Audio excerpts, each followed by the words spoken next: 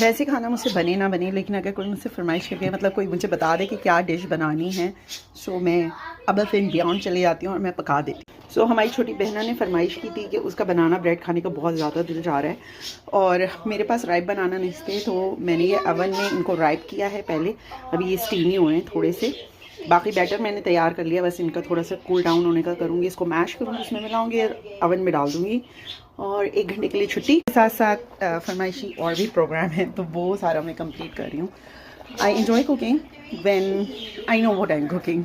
ठीक है, वैसे मुझे खाना पकाना पसंद नहीं है, लेकिन अगर कोई मुझे बता देना यार ये खाने का दिल चाह रहा है, देन मैं बना दूँगी। अभी फैला हुआ भी है थोड़ा सा, but I am okay, I am enjoying cooking. So for now enjoy करते हैं, और फिर उससे पूछूंगी जब उसके पास पहुंच जाएगी चीज़ें तो उसको कैसी लगती हैं। ओके, तो मैं अपनी कुकिंग फिनिश कर चुकी हूँ। ये बन गई बनाना ब्रेड। 2 बनाई पड़ी मुझे, क्योंकि मेरी बेटी ने कहा था मम्मा मेरे लिए घर में बनाई आपने, तो मैंने तो सिर्फ 1 बनाई थी। तो एनीवेज 2 बन गए हैं। उसके अलावा ये छोलों की तरकारी है, और कचौरियाँ तो आप देख रहे हैं, ये दाल की कचौरियाँ हैं। और इसके साथ मैंने बनाया है वही फेवरेट आलू कचौरी। सो आई मीन जो आलू की तरकारी होती है वो। सो आई एम डन। ओके, माशाल्लाह अल्हम्दुलिल्लाह ऑन टाइम एंड एवरीथिंग। और बस मैं तैयार हो रही हूँ और हम जा रहे हैं और हम लोग खाएंगे, मतलब that's it, that's the whole point, right.